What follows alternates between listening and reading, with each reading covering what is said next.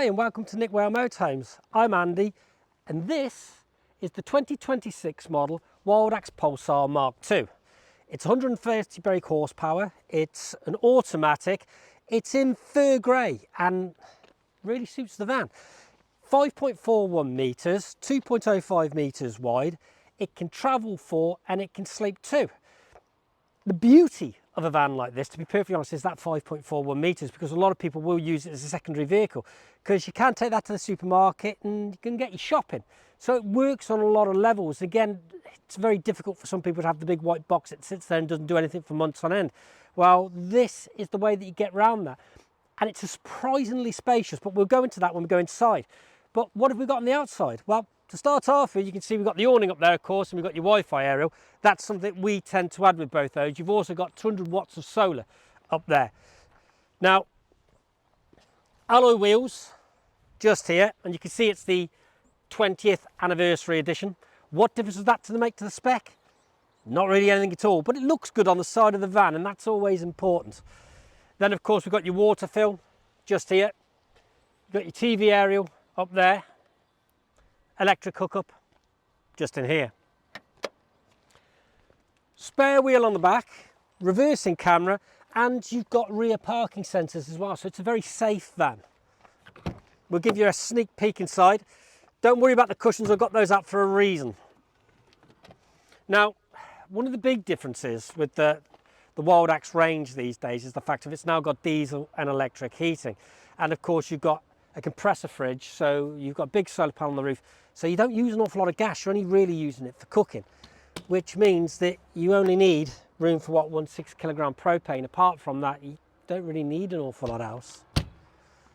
Cassette toilet is just over here, and we've got your awning winch just there.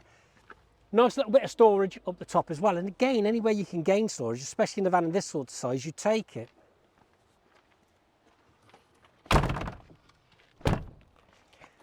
As we come round, we've got the flue for your heating just here. And of course, we've already said the awning, you've got a nice big awning light just there as well. Habitation door fly screen. And of course, we've got the electric step. Now, in the cab, WildAX has always come very, very well spec'd. Anyway, so we've got a nice big media centre here, which you can have the reversing camera on while you're travelling. It's also Apple CarPlay and Android Auto. Down here we've got our climate control, air conditioning, and then of course you've got your Traction Plus, you've got your hill descent, you've got your heated mirrors on there as well. As we said, it's the 8-speed automatic gearbox. Electric folding mirrors, which is a nice touch as well. And then of course we've got Remus cab lines throughout. And it's all about the little touches as well. So up here, of course, you've got your reading lights, but you've got USBs just on the side as well, so you can plug your phone and you can charge them up. You'll see we've got space here for 3 tables in essence, which it comes with 2, so you've got 2 poles you fit in. Again, if you just want the coffee table here, or if you're dining, you can have them there.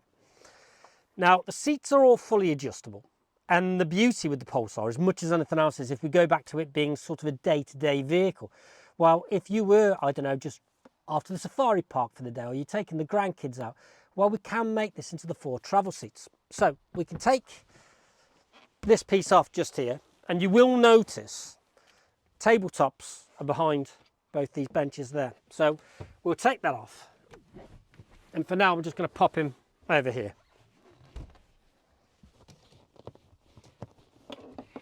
You lift this up and you slide it back.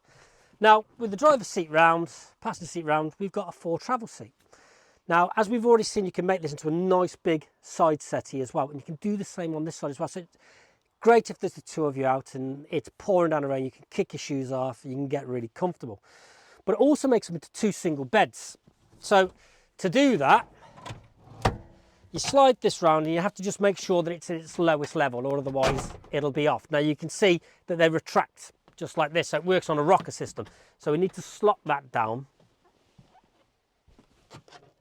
You slide this out. Now this is, again, another thing that I love with the WildAX. When you're driving, you're in very much the upright position, but you can slide it down so you can get into sort of that position. Now, just having that bit of a tilt on the backrest is absolutely fantastic, because again, if it is horrible outside, you don't want to be sat bulk upright all the time. It's just an awful lot more comfortable. So I'm going to lift it again, slide it down to here, and while we're under here, you will see just under there we've got your leisure battery and you've got your trips and your fuses in there. That just pushes down like so. And we have these two cushions. Now, one for either side, so you've got one for the driver's seat and one for the passenger seat. This particular one here, that usually goes on the back of there, that's hard back. And that's because that can go into the centre if you want to make this into a double bed. But we're not going to do that at the moment. We're going to look at the singles. So we just need one of these here. Pop that one over there. And then that literally just goes onto here. And there you have your single bed.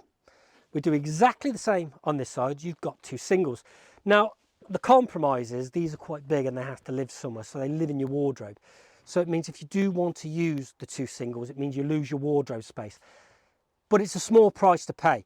And if you're going to be using it as the double bed, well, then you can leave these at home anyway, and then you've got all your wardrobe space. So again, depends how you're using it. So as I say, we can do exactly the same on this side and give us two singles. If we want to do the double, we go back to using the hardback one. Now, we'll drop this one down, so I'll just move the cushions out the way. So again, we just slide this down from there. And again, if you look underneath here now, you can see we've got some good storage under here. This will slide down into there. Now, there is a bracket that will lock across here, and that just makes it stable, but I'm not going to jump on over that at the moment, because what I just want to do, pop that over here, is get the one with the hard back, just to show you what sort of space you've got. So that, like I say, you put your bracket down the front and then you slot this in. Now, as a transverse bed, that's absolutely great. You're going to get a couple of adults on there, no problem at all. And like I say, if you want to use it as two singles, you can, but this way at least you keep your wardrobe, which is always nice. So, that's your beds.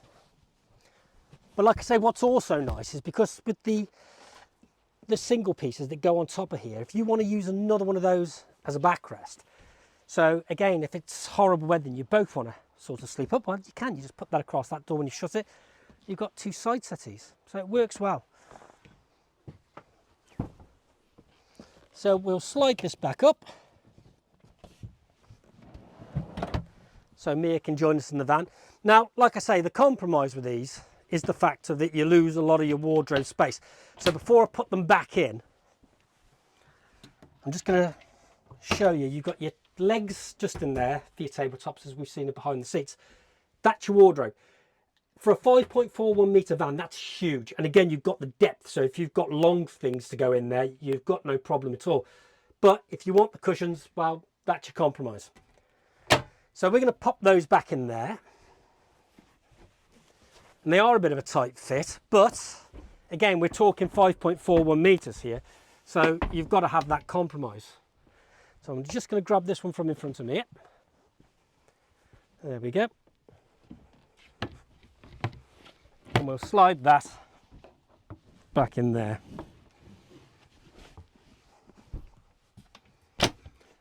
So up here we have our 12-volt control panel, our light switches, and that there is the thermostat for your heating.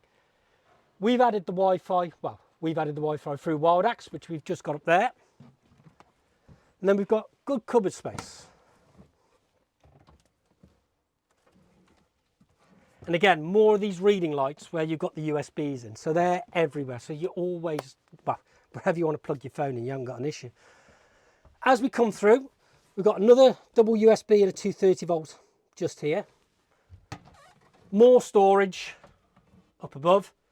Another one of these reading lights just here. And again, you've not got masses of work surface, but you've got work surface here, you've got work surface here. Obviously, once you've put the lid down on top of your oven and on your sink, you've got more work surface. It's a good amount for a van of this size. Just here, of course, we've got your compressor fridge, which has a large freezer compartment at the top. 3 gas hobs just there, and then you've got your oven grill. Just remember to pull out your heat shield if you're using the grill, because it will stop the controls from heating up and melting.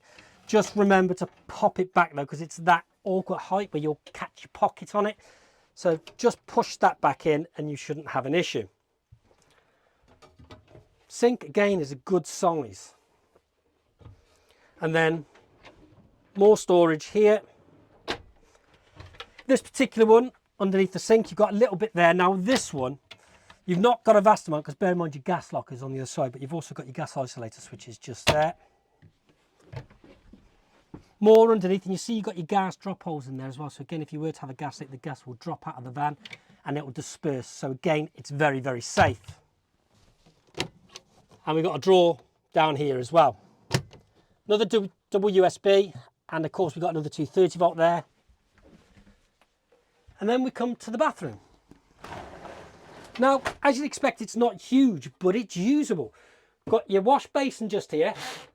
That would literally just pull out from the tap, hooks in for your shower, so you've got a shower.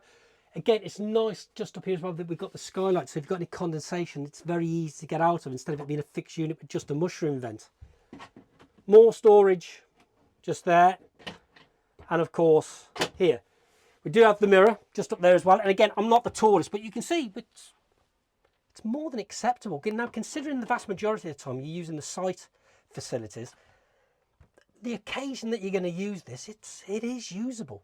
I mean, it's not one of those that you're literally going to have to be wedged in. The Pulsar's always been very, very popular, whether that be the Mark 1 or the Mark 2. And as a 2026 model, I don't see that changing. It just works really, really well. And there you have it. So the Pulsar Mark 2, thank you very much for watching. Really hope you've enjoyed the video, and hopefully we'll see you again soon. Bye-bye.